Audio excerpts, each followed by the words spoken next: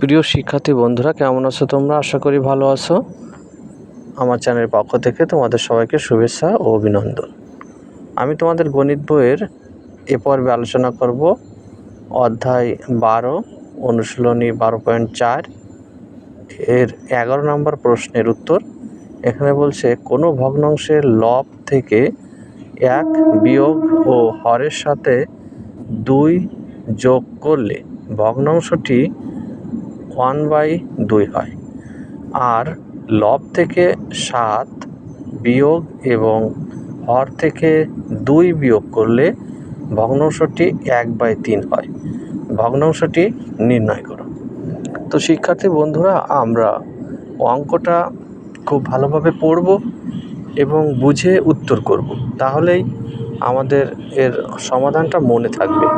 তো দেখো, আমি চেষ্টা করব তোমাদের প্রতিটা লাইন পড়ে সেই সাথে সাথে তার সমীকরণটা কী হবে বা যা পড়ব সেইভাবে আমরা এর সমাধান করব। দেখো আমরা কিভাবে করি।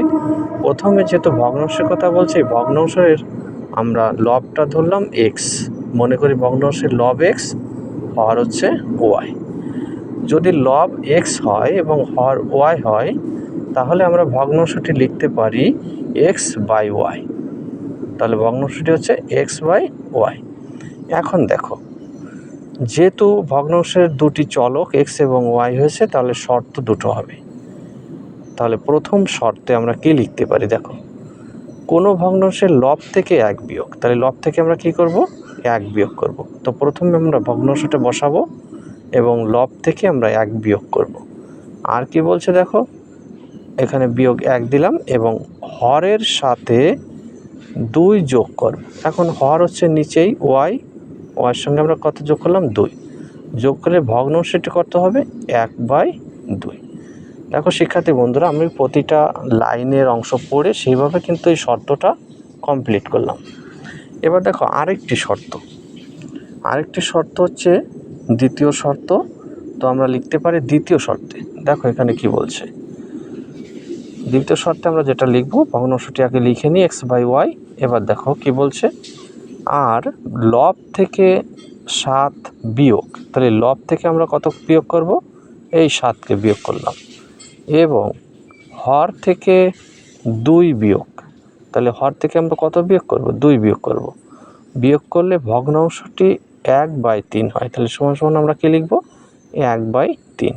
আশা করি প্রথম শর্ত এবং দ্বিতীয় শর্ত খুব সুন্দরভাবে তোমরা বুঝতে পারছো। এখন আমাদের এই দুটো সমীকরণ থেকে এক্স এবং ওয়াইয়ের মান বের করার পালা।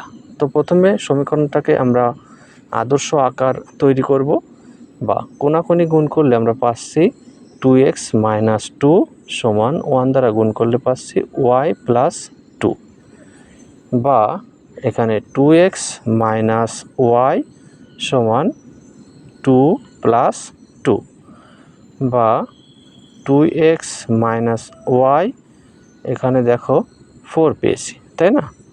তো আমরা যদি এখানে আর গুণন পদ্ধতিতে করতে চাই, তাহলে আমরা সব পদকে বাম পাশে নিয়ে আসবো। 2x - y - 4 সমান হচ্ছে 0। আমরা সমীকরণের সমাধান যে কোনো পদ্ধতিতে করতে পারি, প্রতিস্থাপন, অপনয়ন বা আর গুণন। তো আমি তোমাদের আর গুণন পদ্ধতিতে করাবো, তাহলে আমাদের খুব সহজে আমরা পেরে যাব। এখানে দেখো কোনাকুনি গুণ করলে পাচ্ছি 3x - 21, আর এখানে 1 দ্বারা গুণ করলে পাচ্ছি y - 2, বা 3x - y সমান -2 + 21। 3x - y, এখন যদি আমরা এখানে ক্যালকুলেশন করি তাহলে পাচ্ছি 19। এবার 19কেও আমরা বামে নিয়ে আসব।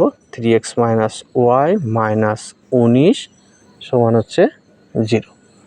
তাহলে এটা হচ্ছে আমাদের 2 নম্বর সমীকরণ। এখন 1 এবং 2 নম্বর সমীকরণকে আমরা সমাধান করব আর গুণন পদ্ধতিতে।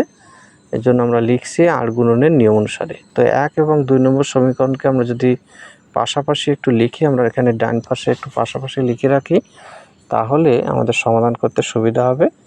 এখানে প্রথম সমীকরণ হচ্ছে 2x - y - 4 সমান 0।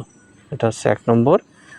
আর 2 নম্বর সমীকরণটা হচ্ছে 3x - y - 19 = 0, এটা হচ্ছে 2 নম্বর সমীকরণ। তো এখন এটাকে আমি এখানে লিখে রাখলাম আমাদের সমাধানের সুবিধার্থে। তো আর গুণনের নিয়ম অনুসারে আমরা পাই x বাই, যদি আমরা লিখি তাহলে x এর অংশটা অমিট থাকবে, -1 এর সঙ্গে গুণ হবে -19, তাহলে -1 গুণ -19। এবার সূত্রের আমাদের বিয়োগ চিহ্ন দিতে হবে এবং তারপর গুণ করতে হবে -4 এর সঙ্গে -1। তাহলে এই -4 এবং -1 আমরা গুণ করব, সূত্রের মাইনাস। এবার আমরা কি দেব, -4, এখানে আমরা ব্র্যাকেট দিয়ে বসাবো। তো এখানে -1 কেও আগে দিতে পারি, -1 গুণ -4, -4 কেও আগে দেওয়া যায় আর -1 কেও আগে দেওয়া যায়, কোনো সমস্যা নেই, যেহেতু গুণ করলে আমাদের একই মান হবে। সমান আমরা লিখতে পারি y বাই, যখন আমরা লিখব তাহলে y বাই লিখলে y এর অংশটা অমিট যাবে। এবার আমরা গুণ করব, এখানে -4 এর সঙ্গে আমরা 3 কে গুণ করব, -4 গুণ 3 সূত্রের মাইনাস। এরপর আমরা গুণ করব -19 এর সঙ্গে 2 কে, তাহলে -19 গুণ 2। এবার আছে ধ্রুবপদের অংশটুক করব, ধ্রুবপদের অংশটুক আমরা একটু নিচেই লিখি। তাহলে 1 বাই আমরা লিখব, ধ্রুবপদের অংশটুকু অমিট যাবে, তাহলে x এর সহগ হচ্ছে 2 এখানে, আর y এর সহগ -1, তাহলে 2 গুণ -1 বিয়োগ আমরা লিখব -1 গুণ হচ্ছে 3, তাহলে -1 এর সঙ্গে আমরা 3 কে গুণ করব। এই হচ্ছে আমাদের আর গুণনের নিয়ম অনুসারে যে নিয়মটা, সেটা আমরা লিখলাম। এখন ক্যালকুলেশন করার পালা। তো ক্যালকুলেশন করতে গেলে আমরা প্রথমে লিখব উপরে x বাই, এখানে -1 এর সঙ্গে -19 যদি আমরা গুণ করি তাহলে মাইনাসে মাইনাসে প্লাস 19 হচ্ছে।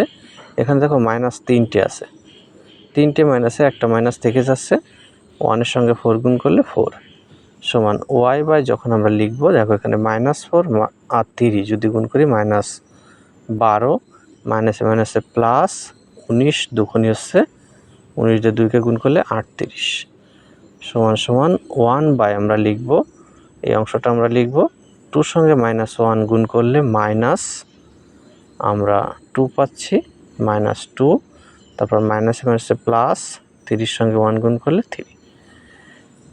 এর পরবর্তী লাইনটা আমরা লিখতে পারি x বাই, 19 থেকে যদি 4 বিয়োগ করা হয় তাহলে থাকে হচ্ছে 15, আর y বাই -12 প্লাস 38 আমরা যদি বিয়োগ করি তাহলে আসছে, আমরা পাচ্ছি 2 আর কত হলে 8 হয় 6, আর 1 আর কত হলে 3 হয় 2 হলে 26।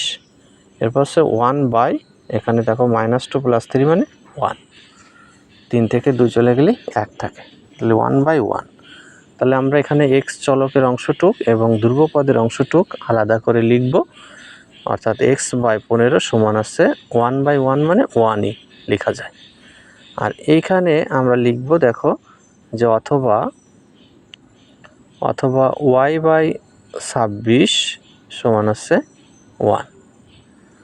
তো এখন কোনাকুনি যদি আমরা গুণ করি, বাম পাশের অংশে দেখো x বাই 15 সমান 1 আছে, এখানে কোনাকুনি গুণ করলে আমরা পাচ্ছি x সমান 15। আর এইখানে দেখো আমরা বা চিহ্ন দিয়ে আমরা লিখতে পারি যে y সমান আমরা পাচ্ছি কোনাকুনি গুণ করলে 26, তাহলে এখানে x এর মান হচ্ছে 15, y এর মান আছে 26, অর্থাৎ লব 15 হর 26। তাহলে আমরা ভগ্নাংশটি কি লিখতে পারি, অর্থাৎ ভগ্নাংশটি x বাই y সমান 15 বাই হচ্ছে 26। আশা করি শিক্ষার্থী বন্ধুরা তোমরা বুঝতে পারছো। আমি চেষ্টা করেছি তোমাদের খুব সুন্দরভাবে বোঝানোর। তো দেখা হবে তোমাদের সাথে আগামী পর্বে। সে পর্যন্ত তোমরা ভালো থেকো, সুস্থ থেকো।